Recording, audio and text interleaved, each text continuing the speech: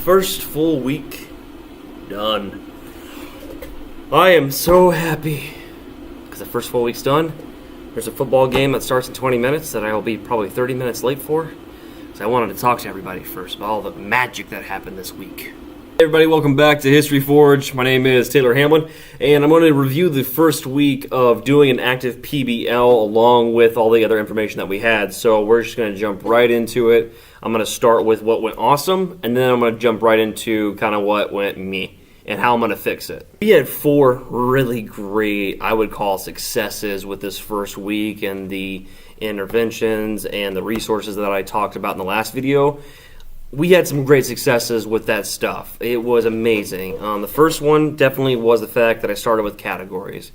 I think a lot of people and a lot of resources promote the idea that categories should come after you pick your historical topic because they say, well, how is your historical topic going to be presented? Can it be presented in that selected category? That makes sense, and maybe for higher level students or higher level, like college, graduate, and even doctorates, that makes sense, but we're teaching 6 through 12, and they need to see more about the passion and interest. If I say to students, hey, your topic would be a lot better for performance, but that student's shy and never has wanted to perform in their life, or let alone public speaking, that's not going to work. Instead, it's a lot better in my mind to say, hey, here are all these different categories. Here's the documentaries. Here's the exhibits. Here's the essays. Pick what you think sounds best to you. I went through all the different kinds of personalities that would be best for them, and they chose, or at least started thinking about their category. And maybe they'll change their mind, which is fine, but it got them thinking, and that's the entire purpose, is to get students thinking. Number 2, for sure, was the students asked a lot of questions, and beyond that, I never once had to tell a student, hey, you're not doing your work, you need to be doing this. Students were hungry. Students were asking me questions, going outside my classroom, getting together, talking about projects. They would come into my period and say, hey, can we look at more stuff or can we show you something? Isn't that what teachers want?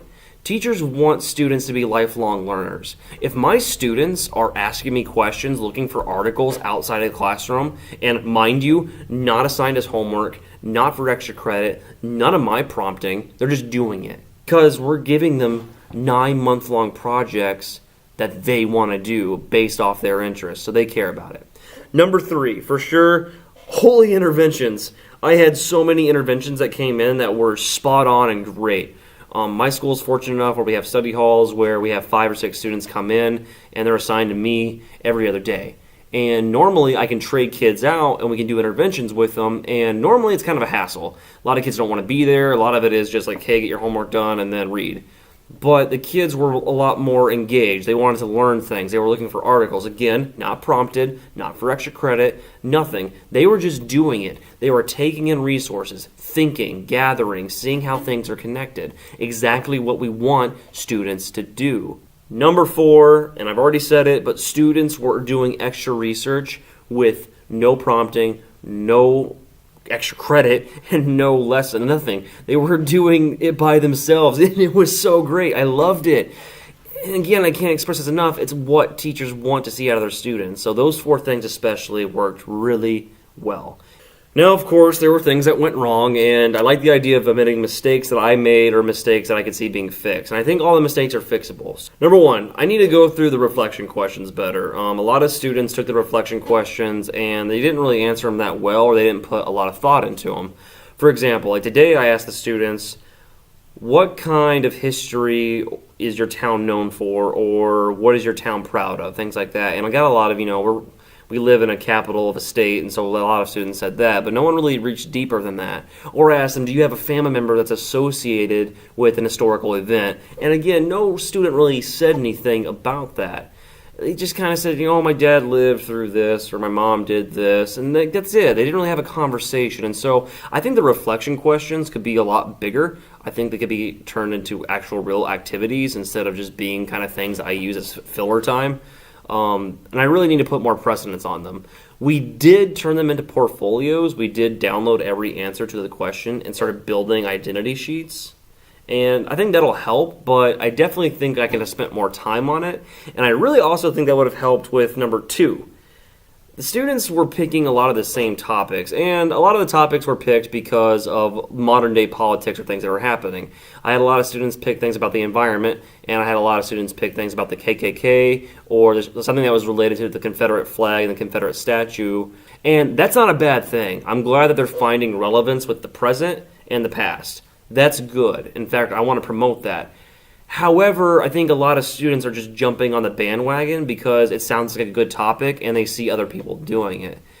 I love it when students research, but I want them to find things that they actually care about. And we should all care about, the racism, the riots that were happening.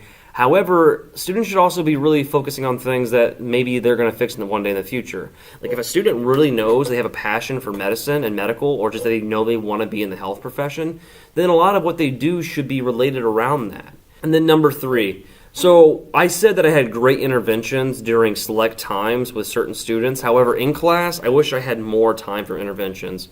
I caught myself lecturing a lot to the entire class. Mind you, not for a long time, but long enough where I felt, okay, they're not really getting the personality or the personableness of what I could be doing.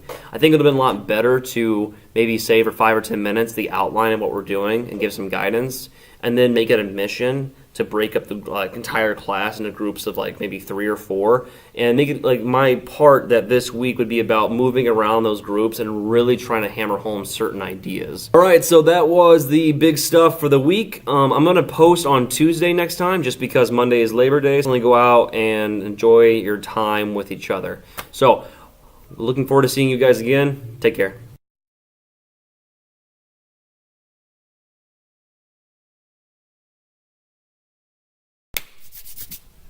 Let's start. I can do it the Daenerys Targaryen way too. Shall we get started?